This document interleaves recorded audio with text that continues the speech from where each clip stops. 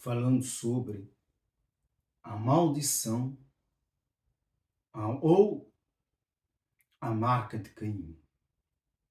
Muita gente faz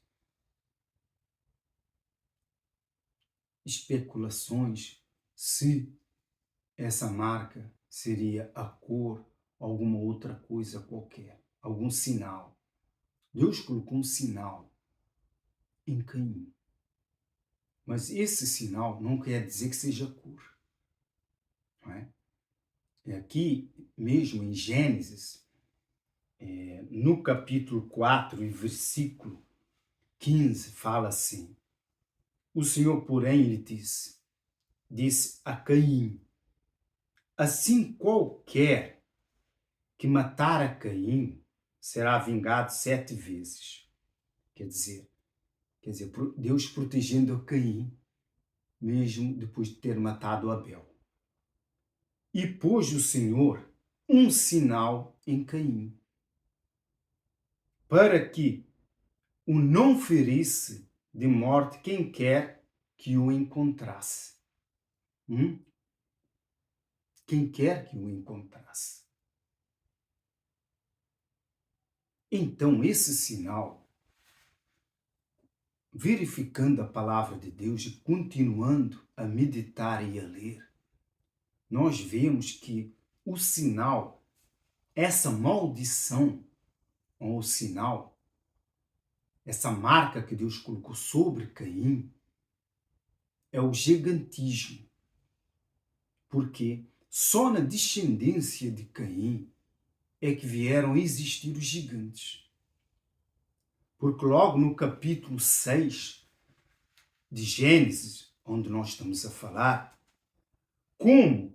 diz assim, como se foram multiplicando os homens na terra e lhes nasceram filhas, vendo os filhos de Deus eram os descendentes de Sete, não é? Porque os descendentes de Caim eram descendentes já amaldiçoados. Por isso é que veio os gigantes dessa maldição.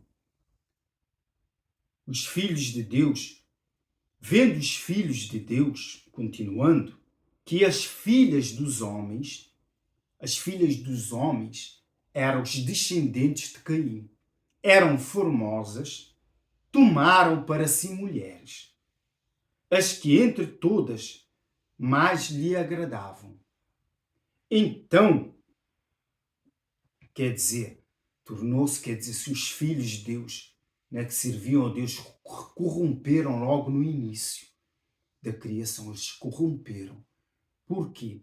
No início, esses filhos de Deus, os descendentes de Sete, que através de Enos começaram a adorar a Deus, agia neles o Espírito Santo, não é? Eles não eram, por exemplo, batizados com o Espírito Santo como nós somos hoje, mas o Espírito Santo agia neles. Como há pessoas hoje que, antes de serem batizados com o Espírito Santo age nessas pessoas. E assim, no princípio do mundo, o Espírito Santo agia nesses homens, nos descendentes de Sete.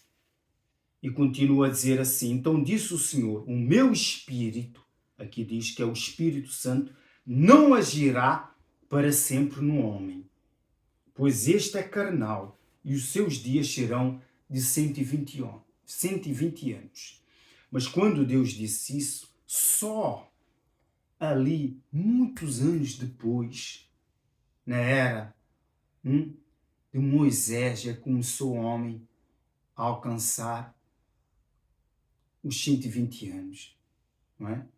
A morrer com 120 anos, porque antes morria com quase 200, não é? Só Abraão viveu 175 anos. Quer dizer, isso vai acontecer muitos anos mais tarde, depois do dilúvio, né? Depois de Noé, depois de Abraão, é que isso vai acontecer. Mas Deus já tinha profetizado desde o início. Não aconteceu do dia para a noite, mas veio acontecer, quer dizer, os anos que eles viviam, 900, foi o que passando, né, foi diminuindo até chegar aos 120 anos, até os dias de hoje, que algumas pessoas hoje, nos dias de hoje, alcançam os 120 anos e conseguem passar por alguns anitos os 120. Mas está dentro da casa dos 120. Ora, naquele tempo, havia gigantes na terra. E também depois, quando os filhos de Deus possuíram as filhas dos homens, quer dizer, vê que os descendentes de Sete se misturaram com os descendentes de Caim. E eles deram a origem de um novo ser humano sobre a terra, que eram homens. Estes foram valentes varões de guerra na antiguidade. Grandes homens, quer dizer, homens fortes, homens valentes da antiguidade. Porquê? Esses descendentes de Caim, que carregavam no sangue essa maldição do gigantismo, por isso é que naquele tempo existiam gigantes. Quando nós se passarmos mais para frente, para a terra de Canaã, mesmo no tempo de Abraão, aonde já existiam também depois os filisteus, só na descendência de Canaã, porque foi Cã amaldiçoado, Canaã, filho de Cã, amaldiçoado.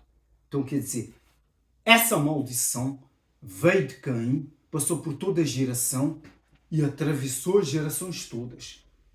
E chegou na terra de Canaã, onde haviam os gigantes. Então, não houve o dilúvio, não destruiu tudo, não matou os gigantes. Como é que eles vieram nascer na terra de Canaã após, né, séculos depois? Através unicamente da descendência de Noé.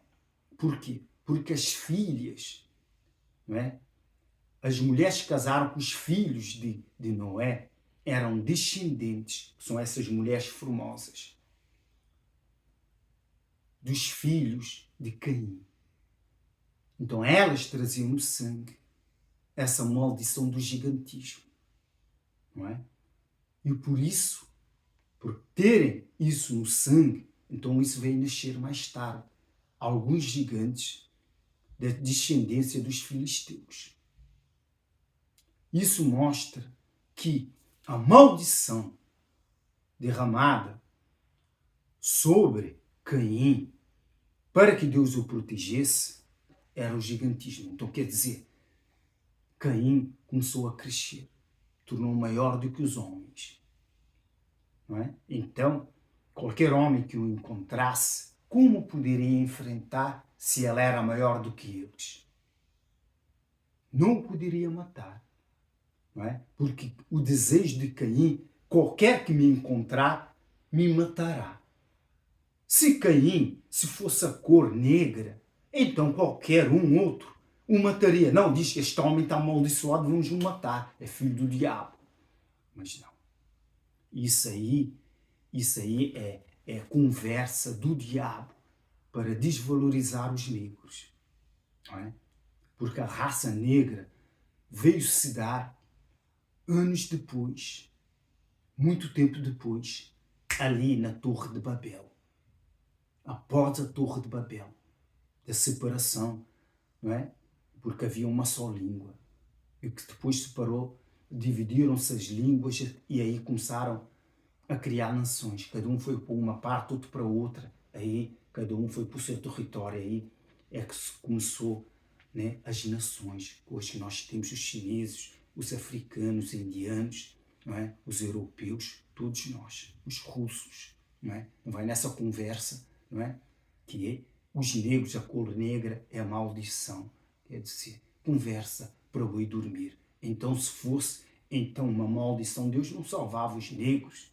A maioria das pessoas que estão dentro das igrejas que são salvas são negros mestiços. Não é? Você não vê muitos brancos se convertendo ao Senhor Jesus. Então, esquece isso. Isso é conversa do diabo, né? Isso é conversa do diabo. Se lermos aqui, meditarmos aqui, vemos que é a maldição de Caim é o gigantismo. Então, quer dizer, Caim foi o primeiro que começou a ser maior que os homens normais. Mas como, né, Lameque, que era o seu bisneto, matou a Caim, herdou a maldição, né, 70 vezes 7 de Caim. Então, com certeza, ele e a descendência dele é que veio a surgir esses grandes gigantes.